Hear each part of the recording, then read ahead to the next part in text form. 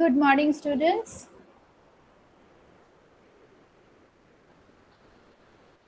Good morning, Miss.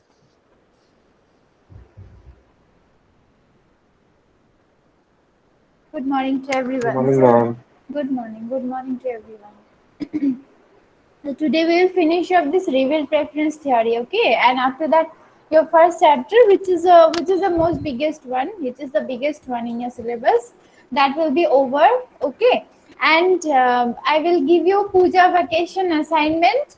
It will be a set of 5 questions only, okay? It will be a set of 5 questions from the substitution income and price effect of a normal, given and inferior good and this rebuild preference theory. Only 5 questions I'll give you for this puja vacation assignment. From tomorrow onwards, your puja vacation is going to start.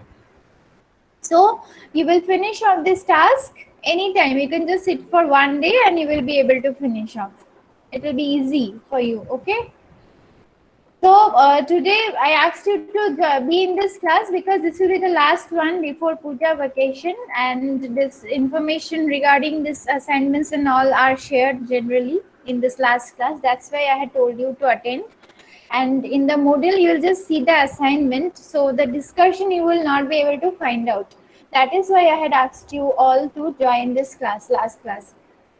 So the plan is what? Again, I am telling you, those who missed, the plan is I'll give you 5 questions. It will be a set of 5 questions only from the substitution income and price effect of the normal, inferior and given goods and the revealed preference theory. So these 4 topics, from these 4 topics only the assignment will be given, and it will be an easy one so that you can do the finish of the assignment to adhere to the formality, as well as at the same time you will be able to enjoy your vacation. So you'll just sit for one day and finish off your assignment, okay? An assignment has to be uploaded in Moodle. In normal days, after puja vacation, we used to take the submission of the assignments in hard copy form, but this time it will be online, so you will have to upload in Moodle. In that particular assignment field, you will have to upload as you do, okay? So that was the important announcement in this class, and let us quickly finish up this revealed preference theory. Okay, so I have taught you haphazardly, and I went on teaching you the substitution price and income effect, and then suddenly I came across to this revealed preference theory, and I started explaining just like that.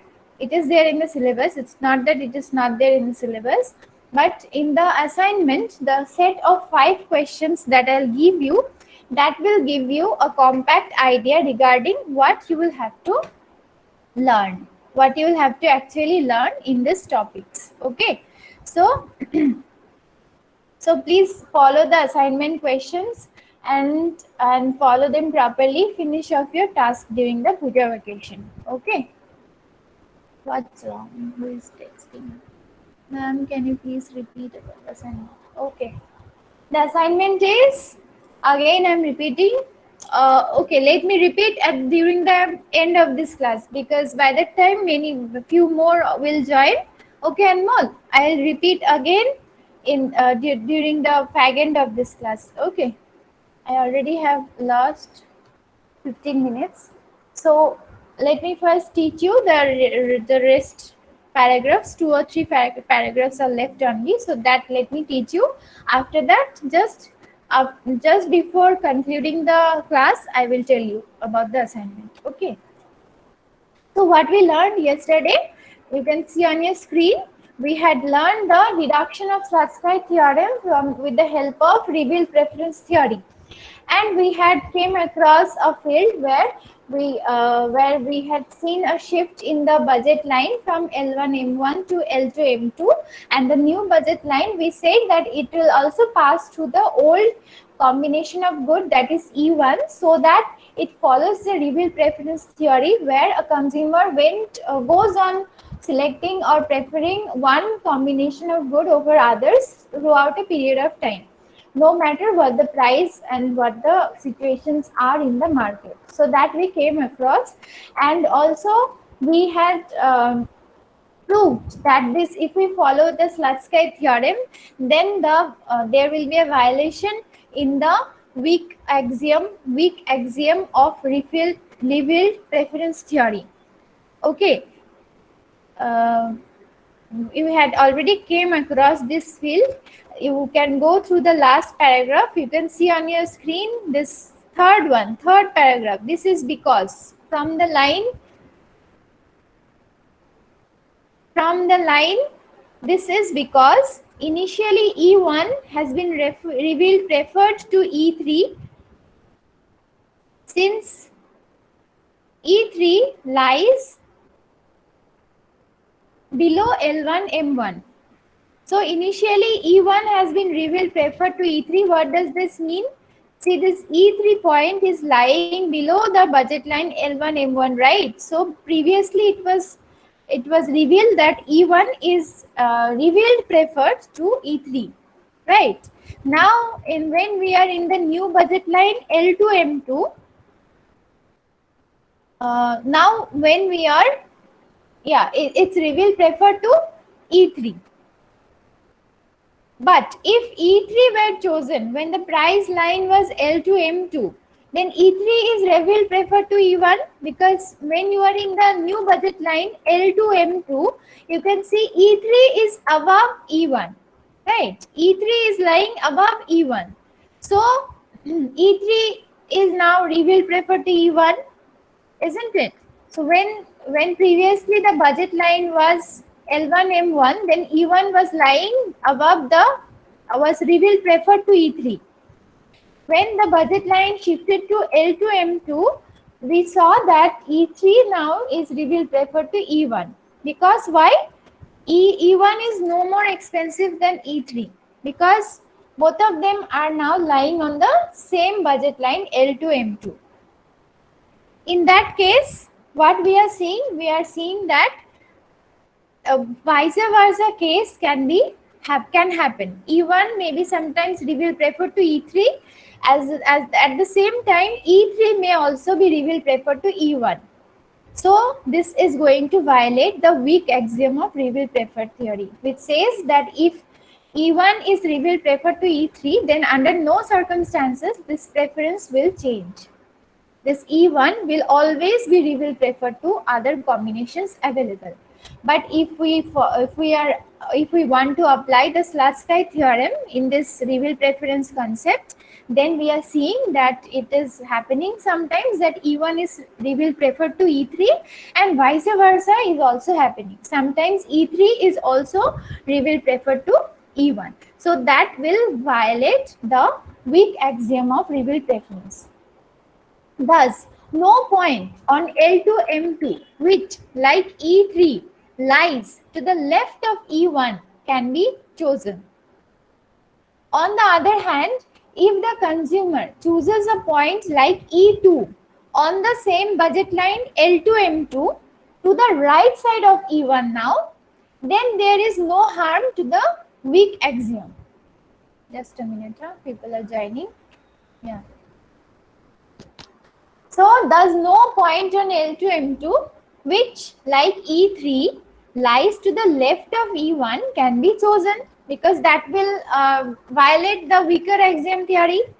So E1 has to be only chosen, and no point which is lying towards the left hand side of E1 can be chosen.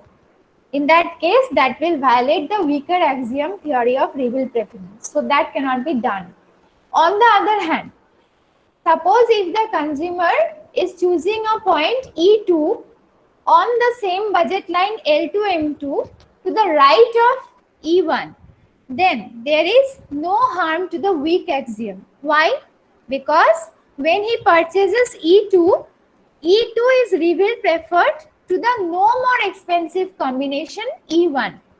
But when initially he purchased E1 on the budget line L1 M1 and not a point like E2, He did this because E1 was cheaper than the other points.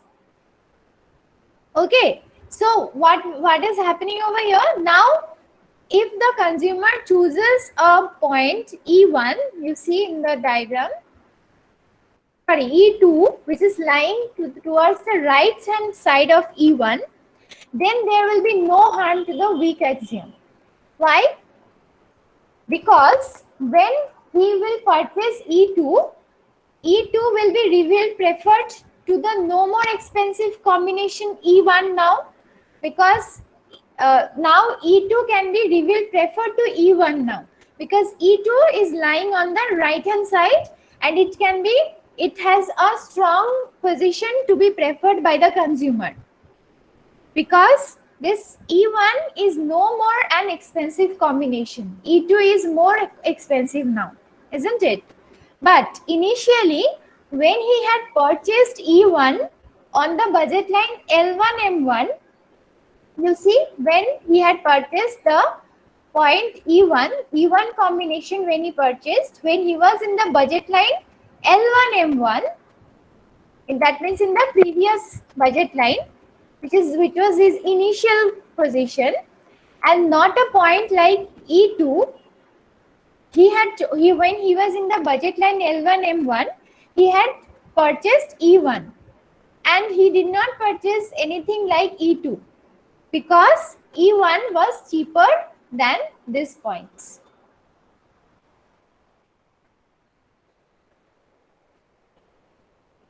Okay, you see all the other points, when he was in the budget line L1M1, he was buying E1 and he did not prefer any other item because this was his best choice. This was the best choice that the consumer could make. Then let's see. From the analysis, it is clear that the substitution effect of a fall in the price of X will generally increase the demand for the relatively cheaper commodity X at a point like E2 to the right of E1. So what you are seeing, that following the reveal preference theory, although it is not correct to choose E3 point, but it is okay to select E2 because it will not violate the weaker axiom reveal preference theory. So what is the final gist? A consumer may not select E3 point, but he may select E2 point. You just try to understand this fact only, okay? Explanation, even if you do not understand clearly, because I'm not able to draw the diagrams and then explain you in online mode, so there might be some confusion in understanding the explanation why this point is selected. It is okay to select this point and it is not okay to select that point. But you have to remember this fact that when you are drawing two different budget line and both of them are passing to the common point, that is E1 combination, then when you are plotting a point E3 towards the left hand side of E1 on the new budget line L2M2, and again you are plotting another point on the right hand side of the previously equilibrium point, that is E1, I mean the best preferred point, and that point E2 is also passing to the new budget line L2M2. In that case,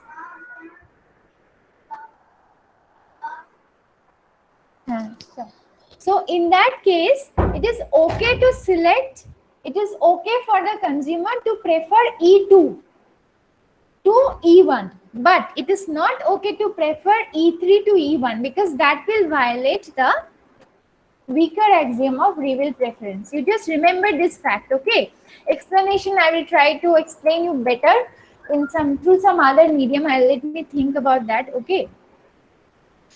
So what we have seen from the analysis, it is clear that the substitution effect of a fall in the price of X will generally increase the demand for the relatively cheaper commodity X at a point like E2 towards the right of E1.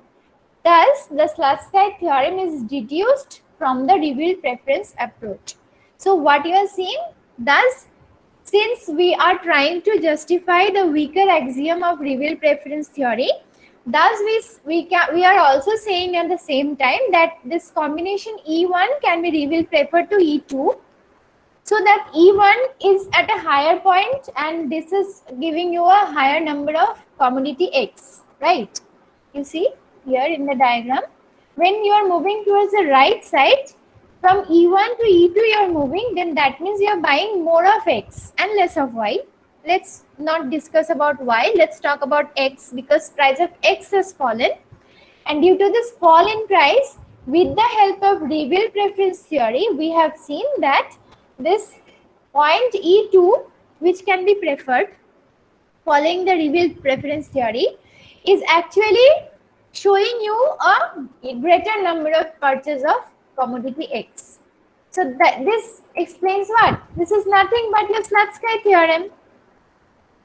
So this is also a substitution effect. From the analysis, it is clear that the substitution effect of a fall in the price of X will generally increase the demand for the relatively cheaper commodity X at a point like E2 to the right of E1. Thus, the Stutsky theorem is deduced from the revealed preference approach.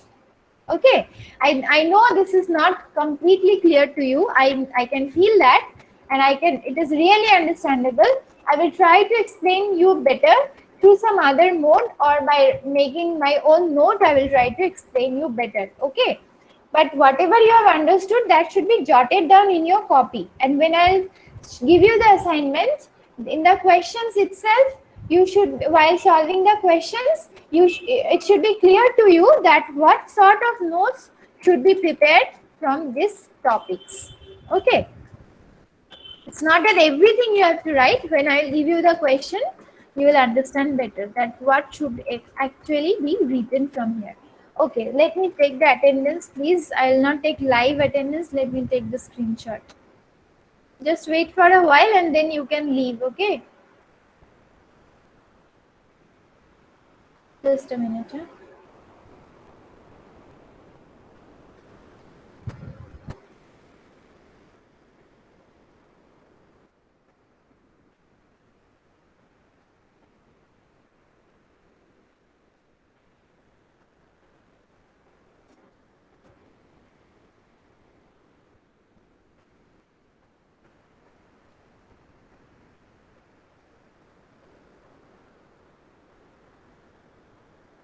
Okay, you can leave now. So see you again after the puja vacation. Happy puja holidays to all of you.